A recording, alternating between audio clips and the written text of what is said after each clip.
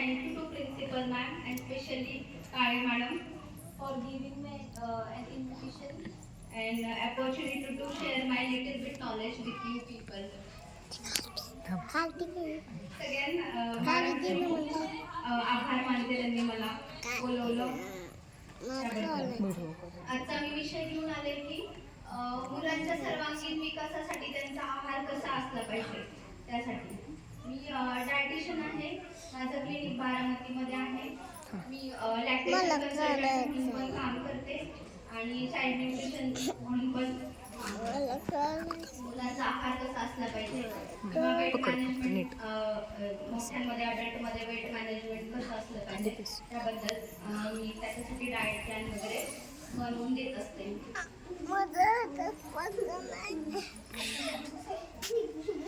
माझ्याकडे बरेच पेशंट्स येतात किंवा पालक येतात.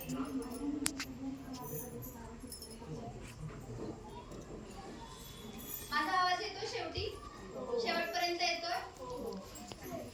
माझ्याकडे खूप सारे पॅरेंट्स आलेले असतात किंवा पेशंट आलेले असतात. त्यांच्या मनात असे प्रश्न असतात की मी माझ्या मुलाला काय खायला देऊ, कधी देऊ, कसं देऊ, कोणत्या वेळेस देऊ, असे प्रश्न असतात.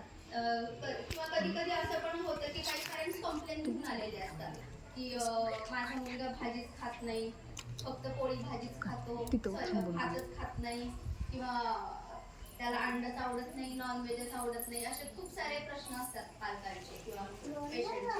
मग त्यावेळी अशा वेळी काय करायचं तर त्या मुलांना आहार कसा द्यायचा, त्यांच्या सर्वांगीण विकासासाठी त्यांचा आहार कसा असला पाहिजे यासाठी आज आपण बोलणार आहोत. मी तुम्हाला त्याच्याबद्दल माहिती सांगणार. माझा आवाज नक्की येतो शेवटपर्यंत? चालेल ना? हा आवाज का वाढवू थोडा? चालेल.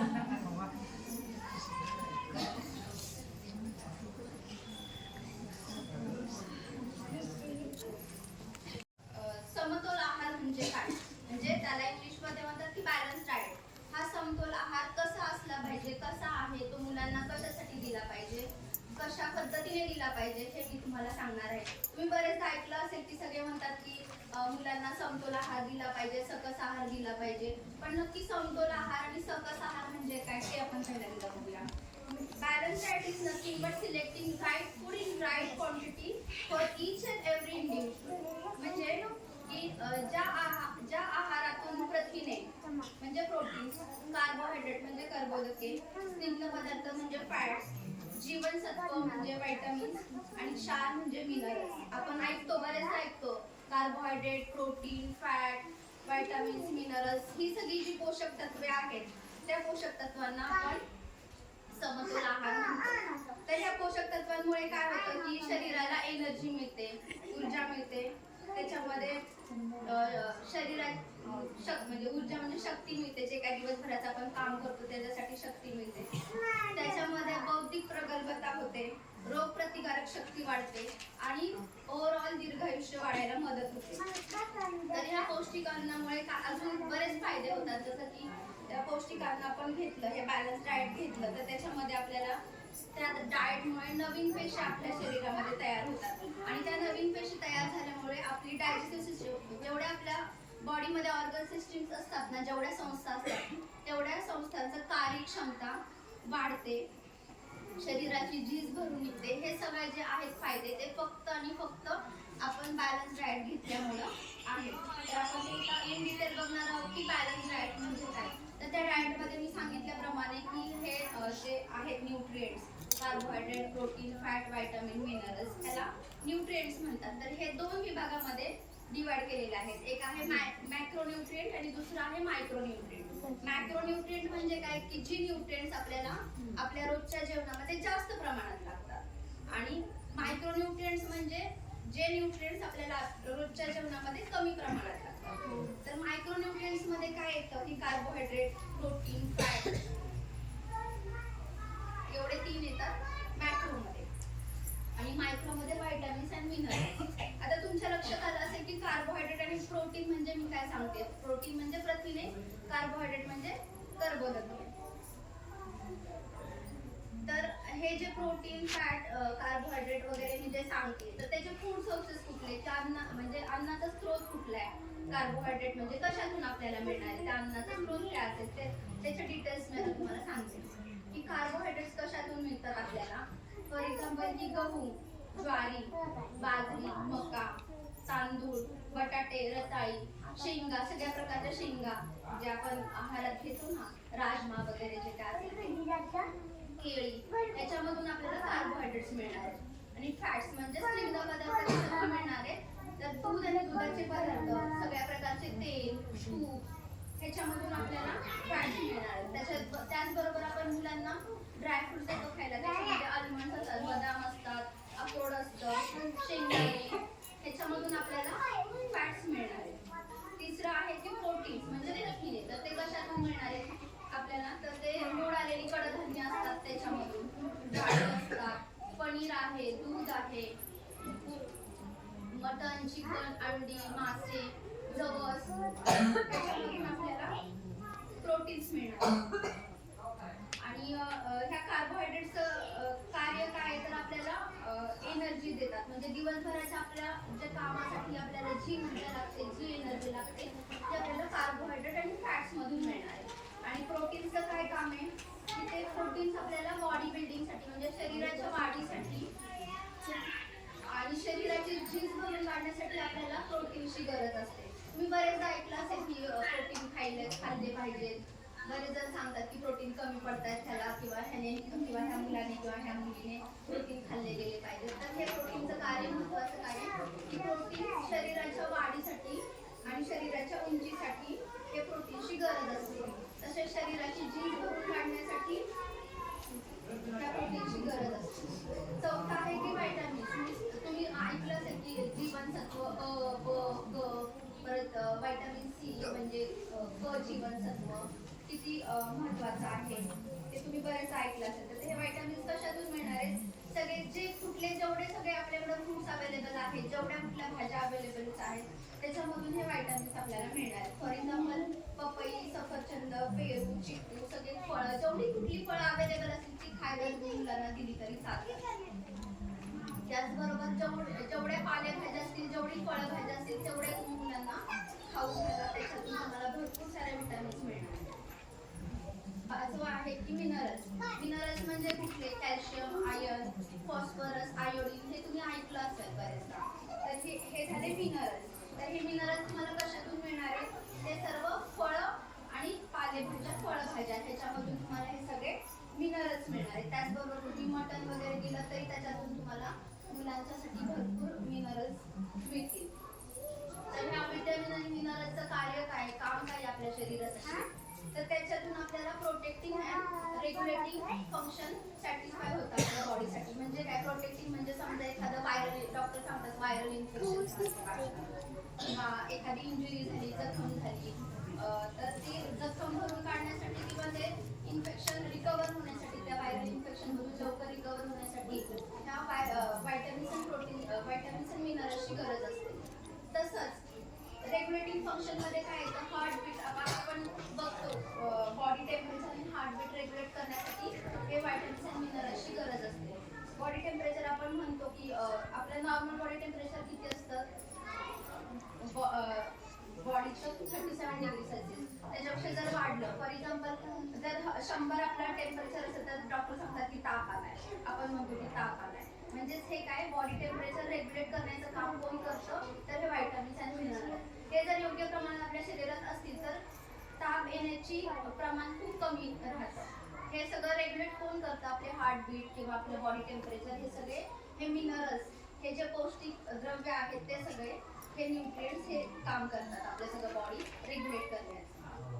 तर हे झालं की बॅलन्स डाएटमध्ये कुठले कुठले न्यूट्रिएंट येतात ह्याच्याबद्दल मी सांगितलं. तर हे बॅलन्स डाएट, हे जे न्यूट्रिएंट्स आहेत मी जसं आता सांगितलं की carbohydrate, protein, fat, calcium, iron, iodine वगैरे, ह्याची मात्रा ठरलेली आहे, फिक्स आहे अमाऊंट ह्याची. तर ही फिक्स अमाऊंट कोणी केली आहे, इंडियन स्टँडर्ड नुसार. तर ती फिक्स अमाऊंट आहे ना प्रत्येक एज नुसार ठरलेली आहे की ह्या एजला एवढे एवढे आयोडीन, एवढं कॅल्शियम, एवढं प्रोटीन हे दिवसभरात गेलंच पाहिजे. त्याला RDA म्हणतात, रिकमेंडेड डायटरी अलाउन्स. हे कोणी हे केलेलं आहे इंडियन स्टँडर्ड नुसार फिक्स केलेले आहेत ह्या अमाऊंट. तर एक्झाम्पल म्हणून मी तुम्हाला सांगते, समजा 4 ते 6 वयोगट असेल, मुलगा असेल किंवा मुलगी असेल, 4 ते 6 वयोगटामधल्या मुलीला किंवा मुलाला त्याचं ॲव्हरेज बॉडी वेट 18 ते 20 किलोग्रॅम पाहिजे. म्हणजे 18 ते 20 kg त्याचं वजन पाहिजे, त्याचं किंवा तिचं वजन पाहिजे. मग ते तिला एनर्जी किती लागणार आहे? एनर्जी म्हणजे दिवसभरासाठी तिला जे काय काम करायचे, खेळायचे, पळायचे, जे कुठलं काम करायचे, चालायचे, त्याच्यासाठी एनर्जी किती लागणार आहे? तर त्यांनी ठरवून दिली आहे इंडियन स्टँडर्डनुसार 1300 ते 1500 किलो कॅलरी. आता तुम्ही म्हणाल की आता हे आम्ही जेवणातून कसं देणार आणि आम्हाला कसं कळणार की हे 1500 किलो कॅलरीच गेले? तर एक छोटंसं एक ट्रिक सांगते किंवा एक छोटा आयडिया सांगते तुम्हाला. आपण जे एक मीडियम साईजची पोळी घेतो, चपाती घेतो, त्याच्यामध्ये साधारण 100 किलो कॅलरीज असतात. त्या 100 किलो कॅलरीज आपल्याला एक पोळी खाल्ल्यानंतर मिळतात आणि त्याच्यातून आपल्याला ऊर्जा मिळते, एनर्जी मिळते दिवसभराचं काम करण्यासाठी. ते झालं एक पोळी 100 किलो कॅलरी. एक बाउल राईस घेतला तुम्ही तर त्याच्यामध्ये 200 ते 250 किलो कॅलरीज येतात. म्हणजे इथं किती झाले आपले? साधारण 350 किलो कॅलरी झाले. एका वेळेच्या जेवणामध्ये आपण एक पोळी आणि एक वाटीभर राईस तर देतो मुलांना, म्हणजे तिथं किती झाल्या? 350 कॅलरीज तर इथेच झाल्या. शिवाय त्याने काय एखादा ग्लास दूध घेतलं तर त्या दुधामध्ये आपण कमीत कमी 1 चमचा साखर तर घालतो. त्या साखरेमध्ये 1 चमचा साखरेमध्ये 60 किलो कॅलरीज असतात. अशा पद्धतीने समजा आपण एका वेळेच्या जेवणामध्ये साधारण 400 ते 450 किलो कॅलरी घेत असतो. मग तुम्ही जर त्यांना 3 मील्स म्हणजे 3 जेवण म्हणजे सकाळचा नाश्ता, दुपारचं जेवण आणि रात्रीचं जेवण हे जर व्यवस्थित दिलं, प्रॉपर दिलं, मी सांगते त्या हिशोबाने सगळे त्याच्यामध्ये प्रोटीन्स, कार्बोहायड्रेट, फॅट सगळे हे जर इन्क्लूड झाले तर साधारण 400 ते 450 किलो कॅलरीज तो एका जेवणात घेऊ शकतो. पण कधी? जेव्हा मी सांगितले प्रमाण त्या प्रमाणात घेतलं तर. मग असे जर तुम्ही 3 वेळे दिले तर कमीत कमी म्हणजे ॲव्हरेजली 1200 ते 1500 किलो कॅलरीज ते मिळवू शकतात जर बॅलन्स डाएट दिलं तर. हे झालं आपलं कॅलरीचा हिशोब, मी तुम्हाला एक थोडक्यात सांगितलं. तर त्या 4 ते 6 वयोगटासाठी 1300 ते 1500 किलो कॅलरीज लागतात. त्यांना प्रोटीन किती लागतात? 16 ते 20 ग्रॅम पर्यंत त्यांना प्रोटीन लागतात. कॅल्शियम किती लागतात? तर 550 mg. आयर्न किती लागतात? 11 mg. व्हायटामिन ए लागतं 510 मायक्रोग्रॅम आणि व्हायटामिन सी लागतं 35 ग्रॅम. व्हायटामिन सी तुम्ही म्हणाल की हे कसं आम्ही कॅल्क्युलेट करणार किंवा कसं देणार? तर व्हायटामिन सी करते त्या पद्धतीने ती सुधारायला प्रयत्न करते आणि त्या पद्धतीने त्याचे एन्झाईम तयार करायला सुरू करते. तर हे एन्झाईम म्हणजे काय असतात की आपली पचन संस्था सुधारण्याचं काम करतात. त्याचबरोबर तुम्ही बरेच ऐकलं असेल की हार्मोनल चेंजेस किंवा हार्मोनल बॅलन्स, इम्बॅलन्स हे सगळं ऐकले तुम्ही बरेचदा. तर हे सगळे रस आहेत ना, हे त्याचं काम करतात हार्मोनल बॅलन्सचं किंवा आपली डायजेस्टिव्ह सिस्टीम सुधारण्याचं. त्यासाठी हे 6 ते 6 रस आपल्याला मुलांना लहानपणापासूनच द्यायचे. तुम्ही म्हणाल की आता कडू कसं द्यायचं आम्ही मुलांना? ते कारलं. आता मी मागाशी बघितलं सरांचा डाएट प्लॅन आहे, त्याच्यामध्ये कारलं पण आहे. सरांनी खरंच सांगते मी, सरांनी खूप छान पद्धतीने प्रयत्न केले डाएट प्लॅन बनवण्याचा. तुम्ही खूप लकी आहात, तुम्हाला रेडीमेड डाएट प्लॅन मिळाला आहे सरांकडून. तर सरांनी त्याच्यामध्ये मी बघितलं कारलं पण इन्क्लूड केलंय. चांगली गोष्ट आहे, मुलांना आतापासूनच तुम्ही सगळ्या टेस्ट डेव्हलप करण्याचा प्रयत्न करताय.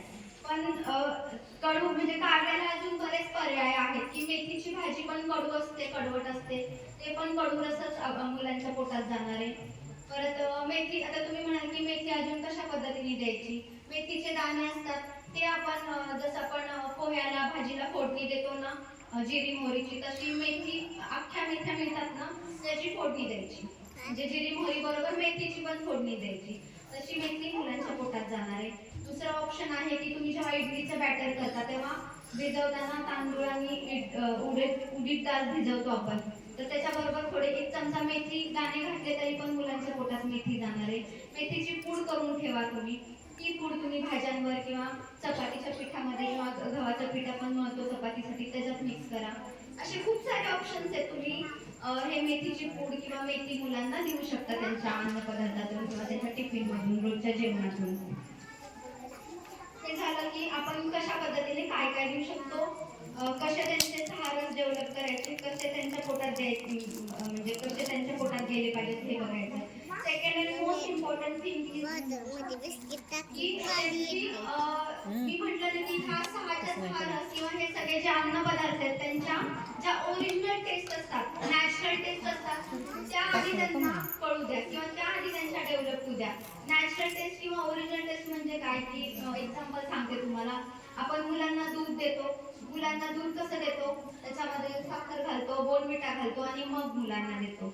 मग मुलांना टेस्ट कशाची लागते, त्या बोर्नव्हिटामध्ये जे चॉकलेट फ्लेवर असतं त्याची टेस्ट मुलांना पहिल्यांदा लागते, बरोबर आहे. मग मुलांना ह्या दुधाची टेस्टच कळत नाही, म्हणून मी म्हणते मुलांना त्या दुधाची बेसिक टेस्ट आधी कळू द्या, नॅचरल टेस्ट जी आहे ती आधी कळू द्या. जर बेसिक टेस्ट कळली तरच मुलांना माहिती होणार आहे की अरे हे दूध अशा पद्धतीने लागतं.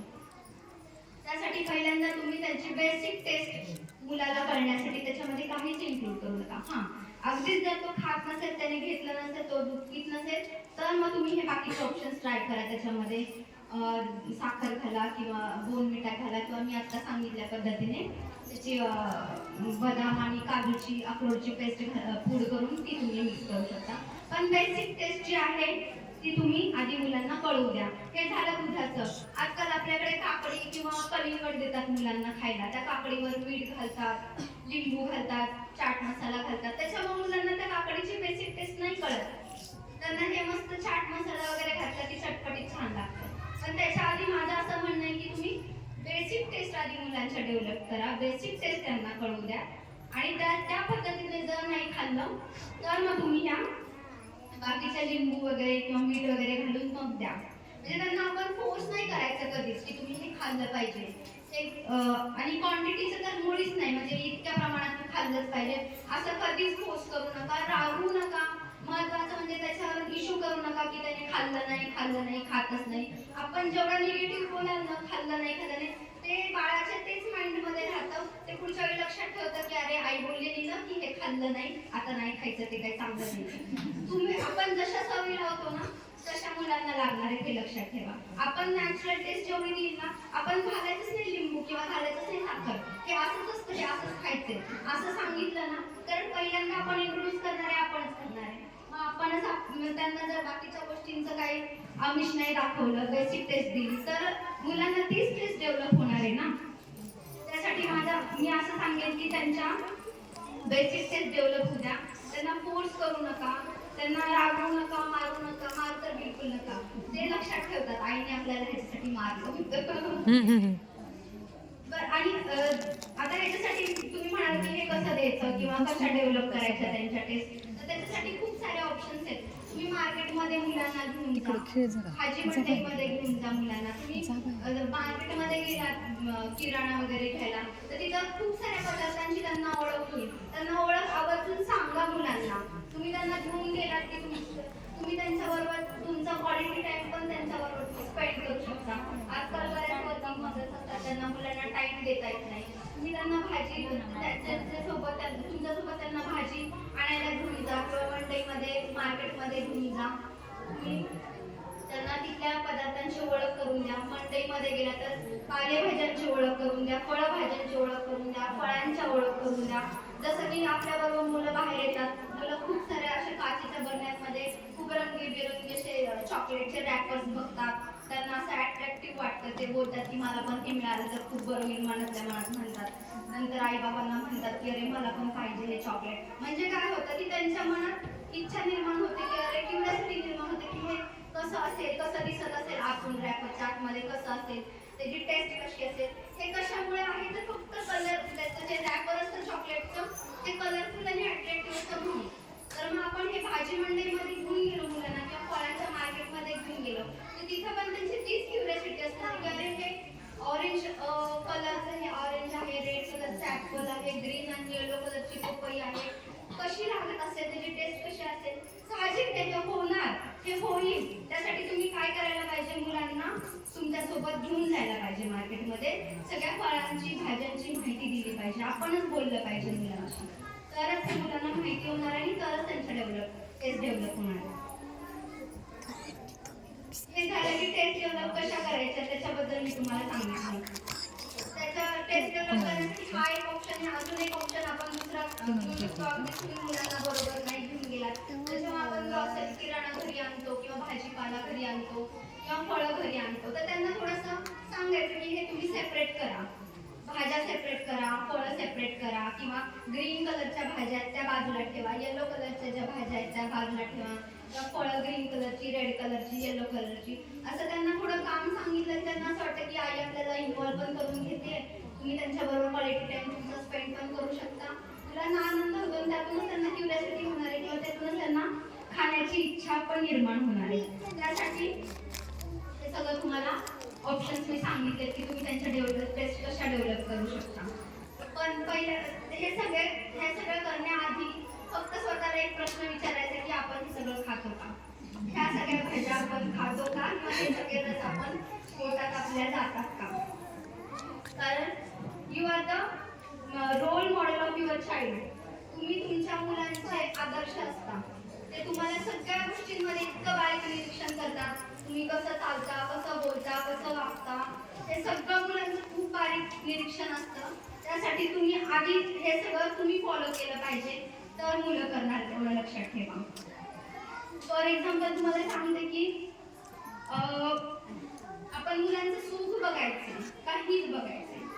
म्हणजे मी साहजिकच सांगेन की आपण मुलांचं हित बघायला पाहिजे.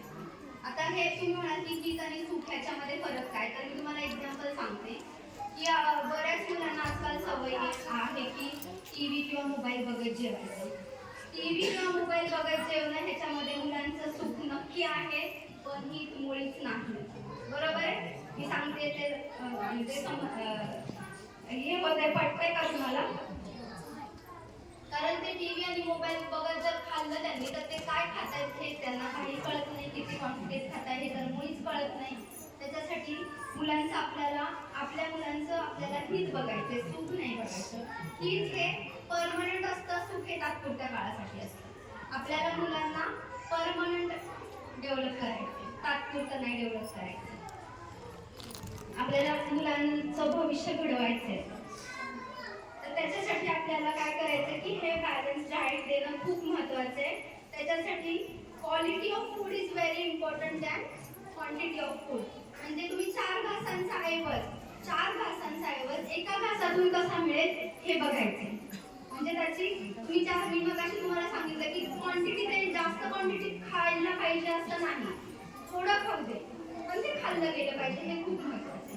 आज तो 2 घास खाईल, उद्या 4 खाईल, परवा भरपूर खाईल, त्याच्या आवडीनुसार त्याच्यासाठी टेस्ट डेव्हलप होईल, तसं त्या पद्धतीने तो खाईल. पहिल्याच वेळेस तुम्ही फोर्स नका करू किंवा पहिल्याच वेळी अशी अपेक्षा नका करू की त्याने सगळं खाल्लं पाहिजे किंवा एवढ्या क्वांटिटीमध्ये खाल्लं पाहिजे. तर आता तुम्ही म्हणाल की आता हे सगळं तुम्ही सांगितलं बॅलन्स डाएट किंवा टेस्ट डेव्हलप किंवा काय, तर मग हे कसं करायचं, कधी द्यायचं, कशा पद्धतीने द्यायचं. तर त्यासाठी मी तुम्हाला सांगणार आहे की त्याच्यासाठी पहिल्यांदा तुम्हाला मील टाइम म्हणजे जेवणाची वेळ तुम्हाला फिक्स करायची आणि नंबर ऑफ मील्स. दुसरी गोष्ट नंबर ऑफ मील्स म्हणजे जेवण किती वेळा तुम्हाला जेवण द्यायचे मुलांना ते फिक्स करायचे. पहिली गोष्ट मील टाइम मध्ये काय येतं की सकाळचा ब्रेकफास्ट हा मुलाचा 7 ते 8 या वेळेत झाला पाहिजे. पॅक लंच म्हणजे आता मुलं स्कूलमध्ये येतात सकाळी, पॅक लंच म्हणजे थोडक्यात टिफिन, तो मुलाचा साधारण 11-12च्या दरम्यान खाल्ला जात असेल स्कूलमध्ये, 12च्या दरम्यान खाल्ला जातोच मोस्ट ऑफ. त्याच्यानंतर तिसरं जे आहे ते लेट लंच म्हणजे जेव्हा मुलगा किंवा मुलगी आपला घरी येतो स्कूलमधून तेव्हाचं जे हे लंच आहे तिसरं ते आहे लेट लंच. त्यानंतर चौथा प्रकार आहे जेवणाचा, तो आहे स्नॅक्स म्हणजे आपण 4 ते 5 वेळामध्ये जे देतो आपण मुलांना ते. आणि 5वा जो प्रकार आहे तो डिनर म्हणजे रात्रीचं जेवण, ते 8 ते 8:30च्या दरम्यान मुलांचं व्हायला पाहिजे.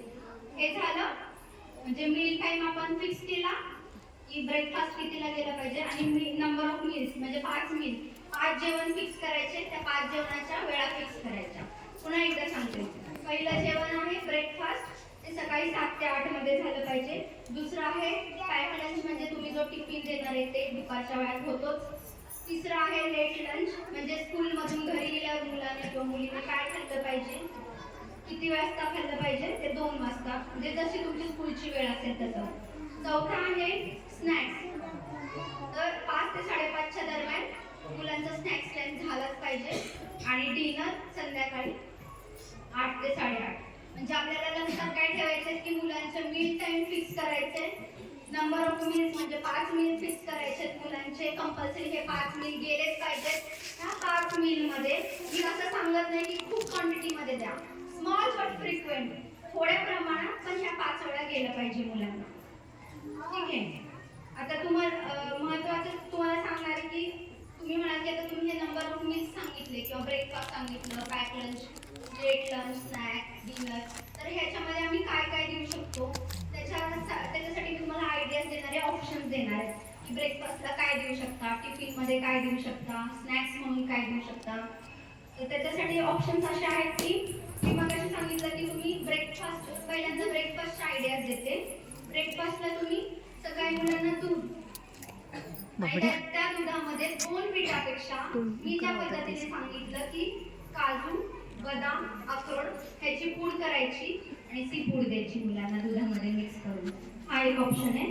सेकंड ऑप्शन आहे ते दूध जर मुलांना आवडत नसेल किंवा कधी कधी वातावरण खराब असतं, सर्दी वगैरे काही झालं, कफ झाला, तर तुम्ही ते दूध अवॉइड करा, दूध नका देऊ मुलांना. त्याच्यासाठी दुसरा ऑप्शन आहे की हँडफुल ऑफ नट्स, म्हणजे मूड भरून तुम्ही त्यांना ड्रायफ्रूट देऊ शकता.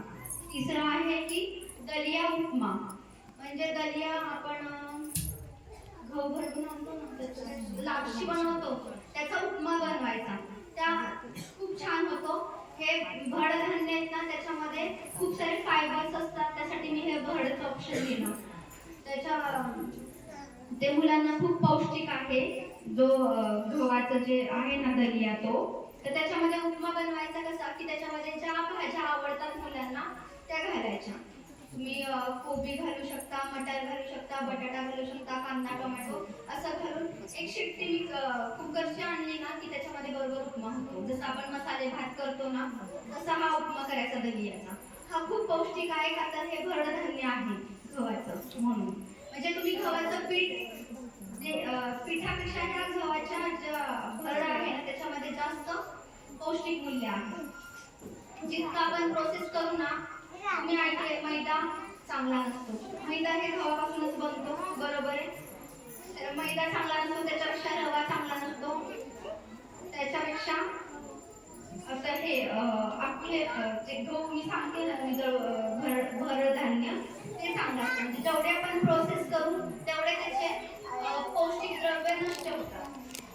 आता ह्या भरडमध्ये जास्त आपल्याला काही प्रोसेस केलेली नाहीये, त्याच्यापेक्षा मैदा जास्त प्रोसेस केली आहे म्हणून ते चांगलं नाहीये आणि भरड चांगली आहे. कळलं का त्याच्यामध्ये काय आहे?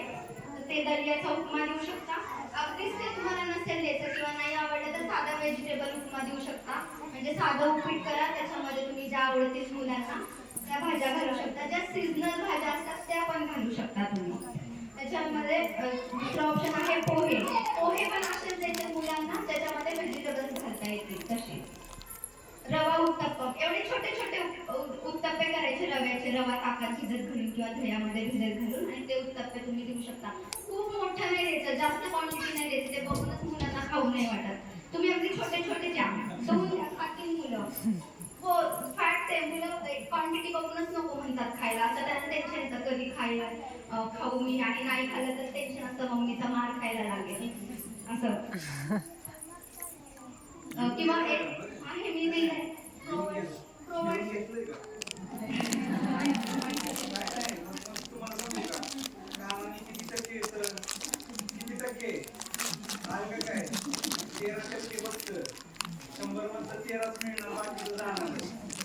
त्याच्यासाठी माझा हा डाएट मी शेअर करते.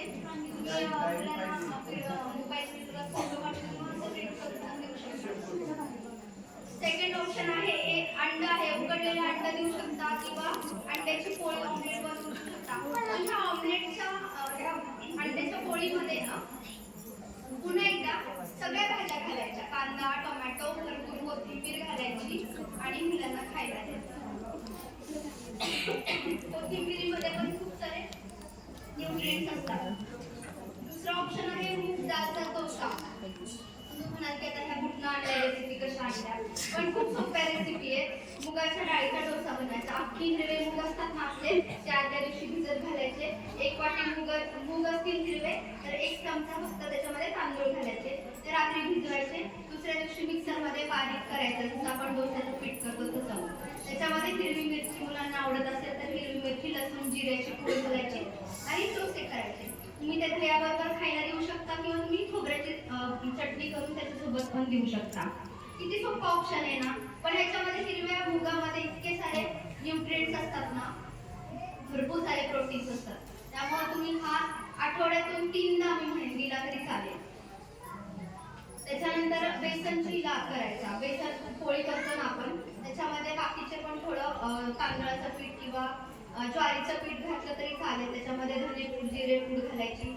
हे जे धने जिरे पूड म्हणते ना, त्याच्यामध्ये पण खूप सारे मिनरल्स, विटामिन्स वगैरे असतात. त्याच्यामुळे त्या पूड घालून तुम्ही ती बेसन पोळी करून देऊ शकता. तर त्या बेसन पोळीमध्ये पण तुम्हाला मुलाला जर आवडत असेल, मुलांना मुलीला, तर तुम्ही त्याच्यामध्ये कांदा, टोमॅटो घालू शकता.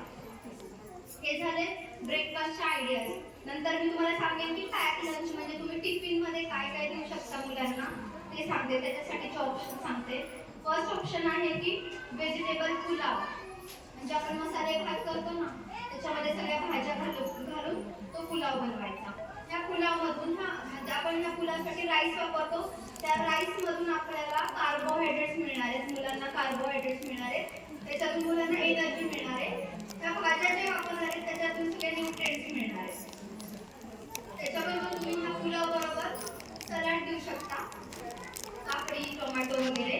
प्लस त्याच्याबरोबर तुम्ही एखादं फ्रूट देऊ शकता.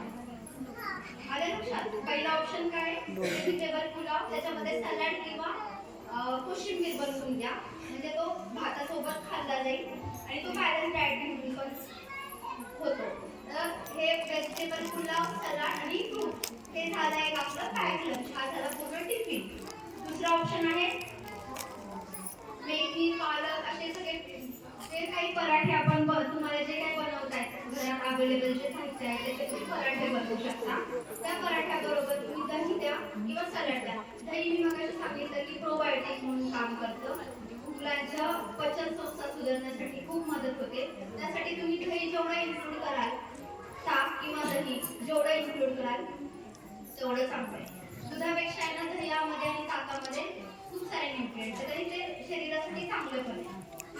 म्हणून मी खूप सारे म्हणजे प्रत्येक ऑप्शन मध्ये दही किंवा ताक इन्क्लूड केलेलं आहे. आता मुलांना ताक देता येत नाही टिफिनला, म्हणून मी सलाड, गोड किंवा कोशिंबीर असं सांगते. तिसरं ऑप्शन आहे चपाती आणि मूग आलेली कडधान्य त्याची उसळ बनवायची आणि त्याच्याबरोबर सलाड घ्यायचा. चौथा ऑप्शन आहे सँडविच. तुम्ही म्हणाल की सँडविच कसं द्यायचं, ब्रेड असतात, ठीक आहे, काय हरकत नाही. तो कार्बोहायड्रेटचा सोर्स आहे ब्रेड म्हणून. असे खूप साऱ्या क्वांटिटीमध्ये नाही, त्याचं थोड्या क्वांटिटीमध्ये 2 किंवा 3 ब्रेडचे स्लाइस देऊ शकतात आणि तेवढे इनफ असतात मुलांना. तुम्ही सँडविच कशाचे बनवू शकता, एग सँडविच बनवू शकता, व्हेजिटेबल सँडविच बनवू शकता, पनीरचं सँडविच बनवू शकता. त्याच्यामध्ये तुम्हाला चीज पण घालता येईल. ते चीज म्हणजे तुम्हाला त्याच्यात मुलांना फॅट्स देता येईल.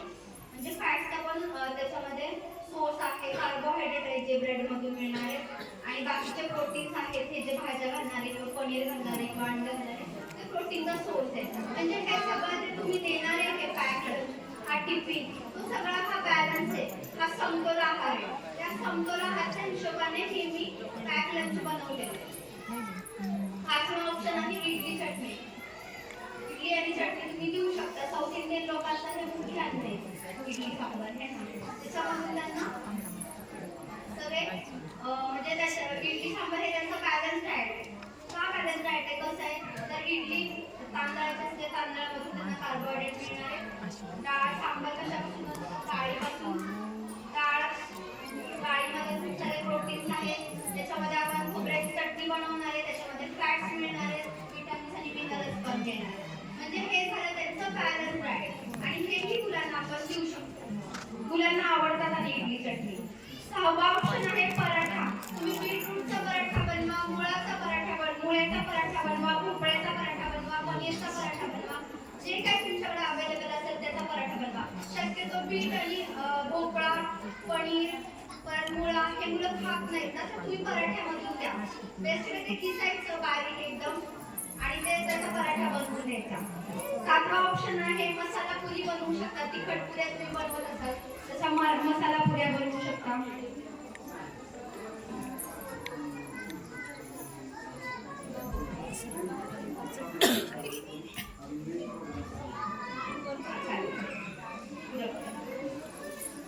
स्नॅक्स आता हे झालं पॅक लंच. आता तुम्हाला स्नॅक्सची आयडिया सांगते. बेसन लाडू करतो आपण तसाच सेम तसाच गव्हाचा लाडू बनवायचा. त्याच्यामध्ये डिंक तुपामध्ये तळून घालायचा. त्याच्यामुळे डिंकामुळे अजून त्याची पौष्टिकता वाढू शकते.